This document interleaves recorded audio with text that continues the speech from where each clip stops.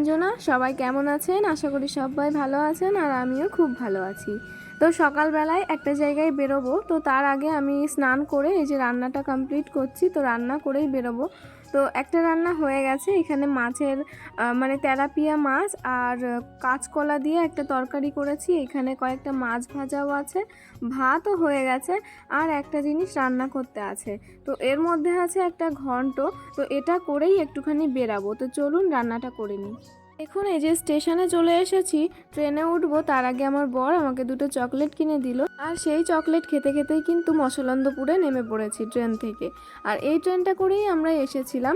তো ট্রেনটা এখন ওর ডেস্টিনেশনে যাচ্ছে, আর আমরাও এখন হেঁটে হেঁটে 2 মিনিট পায়ে হাঁটা রাস্তা, তো ওখানেই এখন আমরা যাব। তো কি দরকারে এসেছি পরেই জানাচ্ছি। তো যে দরকারে এসেছিলাম সেটা তো হলো না, তবে ট্রেনটা একটু দেরিতে আছে, সেই কারণে আমার বর বলল চলো একটু লস্যি খেয়ে আসি। এর আগে পেস্ট্রিও খেয়েছি, তবে সেখান থেকে ভিডিও নেওয়া হয়নি। তো ভিডিও আমি আসলে নিয়েছিলাম, জানি না কেন ডিলিট হয়ে গেছে। তো তারপর লস্যির দোকানে এলাম, তো ওই কাকুটা না প্রথমে মানে এখানে মেনলি একটা ঝামেলা হয়ে গেছে, তো সেটাই আপনাদেরকে এখন বলছি। তো এই কাকুর দোকানে এসে আমরা বললাম যে লস্যি দিন 1 গ্লাস, কেননা আমি তো একটু আগে পেস্ট্রি খেয়েছি যেটার ভিডিও করা হয়নি। মেন কথায় আসি, তো ওনাকে বলা হয় যে 1 গ্লাস লস্যি দিন। তো উনি মোটামুটি আমাদের 20 থেকে 25 মিনিট দাঁড় করিয়ে রাখে। হ্যাঁ, ওনার দোকানে একটা মাত্র ভিড় ছিল আমরা ছাড়াও, তো উনি ভীষণ আস্তে আস্তে কাজ করেন। তো তারপরে আমরা দাঁড়িয়ে থাকি যে ট্রেন লেট আছে অনেকটা, প্রায় আধা ঘন্টা মতো, ঠিক আছে কোনো ব্যাপার না। তারপর উনি 2 গ্লাস লস্যি দিয়ে বলেন যে তোমরা 2টো গ্লাসই অর্ডার করেছো। তো আমার বর বলে যে কোনো ব্যাপার না, 20 টাকারই তো ব্যাপার, আমাকে বলে নাও একটা গ্লাস কোনোভাবে খেয়ে নাও। তো আমি যখনই চুমুক দিই তো দেখি কেমন একটা কাজ কাজ বাজছে। তো আমি ভাবি হয়তো আমার মনের ভুল, তবে আমার বর খেতে গিয়ে দেখে সেম প্রবলেম, ওর গ্লাসেও ওরকম কিছু একটা বাজছে। তো ও ফেলে দেয় মুখ থেকে, তারপর ওনাকে দেখানো হয় যে কাকু দেখুন গ্লাসের মধ্যে কি। তো ওই লোকটা তো কোনো রকম মানে মানতে বাধ্য নয় যে ওনার গ্লাসে ওরকম কিছু ছিল।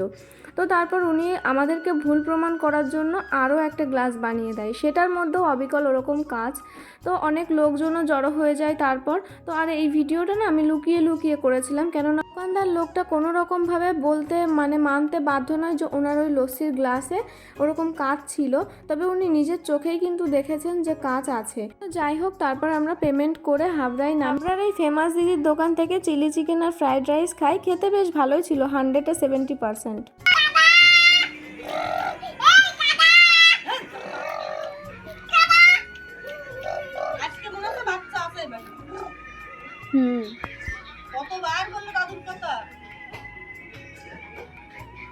এই সময় বসে থাকে না, ওই জায়গায় কোথায় যাচ্ছি?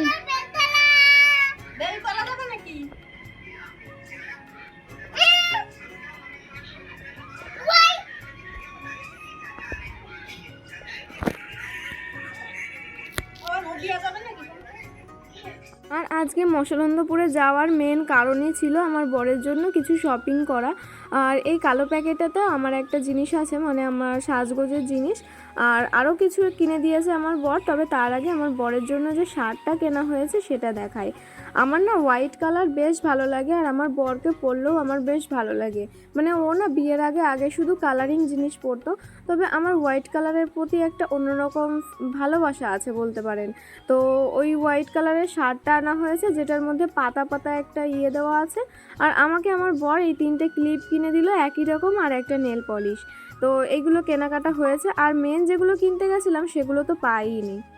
তো তারপর রাতে না ওই যে বললাম তেলাপিয়া, সকালে মাছ রান্না হয়েছিল, বেশ অনেকটা বড় মাছ ছিল। তো তেলাপিয়া মাছ মেনলি আমি ছোটোটা আর মাঝারি সাইজেরগুলো খাই, আর বড় মাছগুলো আমার একদমই ভালো লাগে না, তো যে কারণে আমি খাইনি।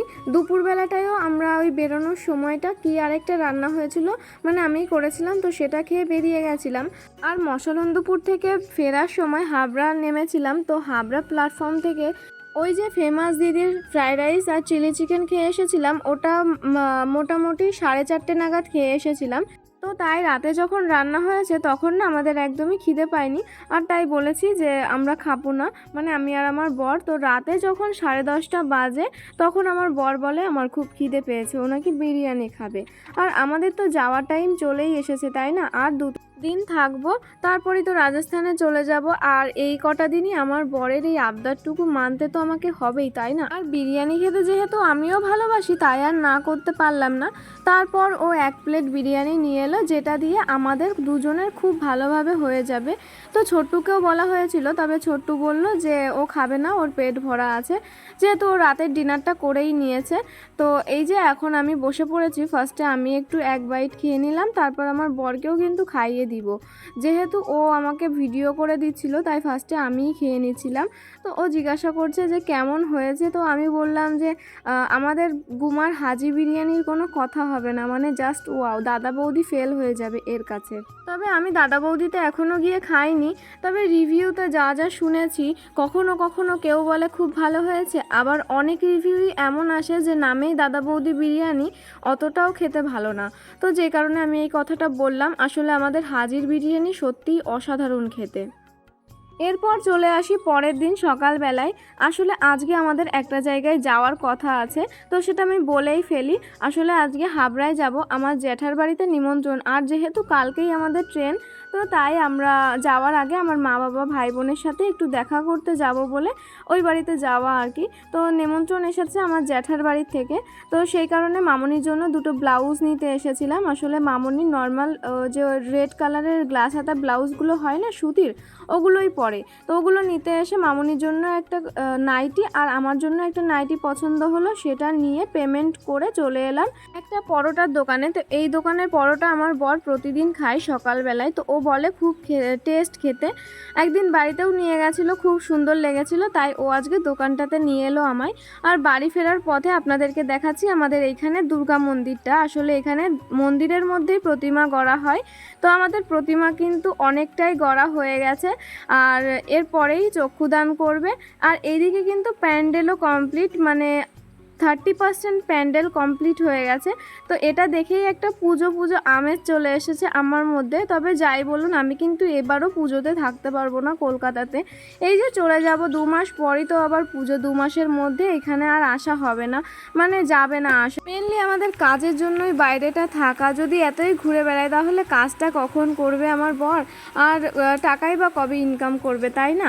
মধ্যবিত্ত ফ্যামিলিতে এইটুকু তো মানিয়ে নিয়ে চলতেই হবে, যেহেতু আমি মধ্যবিত্ত বাড়ির বউ। সবটা তো শখ করে সারাটা জীবন চলে না, ভবিষ্যৎ বলেও তো কিছু আছে। তো এই ভেবেই সবটা আমি আশা মনের মধ্যে লুকিয়ে রেখে দিই। তো এরপর দেখুন আমি রেডি হয়ে গেছি ওখান থেকে আসার পর। আর আমার বোনের গিফট করা ওয়াচটা কিন্তু আমি এই যে পরে নিয়েছি।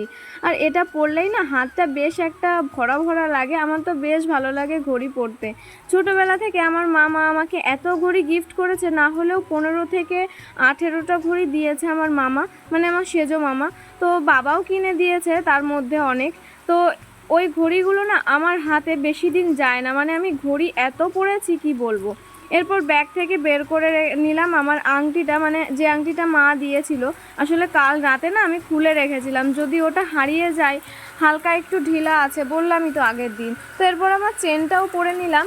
এবার আমি তো অলমোস্ট রেডি। আর বাইরে যেহেতু বৃষ্টি হচ্ছে, সেই কারণে একটু হালকাই মেকআপটা করেছি, মানে মেকআপ তো আমি করি না, তারপরেও যে ক্রিম, তারপর লিপস্টিক, কাজল এগুলো পরি, সেগুলো পরে নিয়েছি। আর মেকআপ একদমই করিনি, ব্লাশও করিনি, চুলটাও সেভাবে আঁচড়াইনি, মানে যেতে হবে সবার সাথে দেখা করতে, তাই একটু রেডি হয়েছি। আর এই শাড়িটা না আমার প্রচণ্ড পছন্দের ছিল, তবে আজকে এমনভাবে পরা হয়েছে শুধু মনে হচ্ছে হয়তো খুলে যাবে বা কেমনই একটা লাগছিল। তো তারপর দেখুন এই যে নতুন নাইটিগুলো নেওয়া হয়েছে, এই নাইটিগুলো আমি ব্যাগে ভরে নিচ্ছি। যেহেতু মায়ের কাছে মেশিন আছে, তো মাকে দিয়েই মেশিনে সেলাই করে নেব। আমি তো খুব মোটা, তাই একটু সেলাই করতে লাগবে। তো তারপর আগের দিন রাতে আমার বর ট্রেন থেকে ফেরার সময়, মানে রেজিস্ট্রির দিন, আমার বর ড্রাগন ফ্রুট নিয়ে এসেছিলো 2টো, আমার জন্য নাকি গিফট নিয়ে এসেছিলো। তো সেটা খেতে খেতে আর খাওয়া হয়নি। তো এই যাওয়ার সময় বাইরে প্রচণ্ড বৃষ্টি হচ্ছিল, তাই কেটে একটু দিলাম, কেউ তো খেলো না, 1-2 বাইট করে খেয়ে ফেলে রেখে দিল। তো এরপর আমার বর রেডি হচ্ছে, আর বাইরে প্রচণ্ড হচ্ছে বৃষ্টি, জানি না কখন বৃষ্টি থামবে আর আমরা বেরোবো।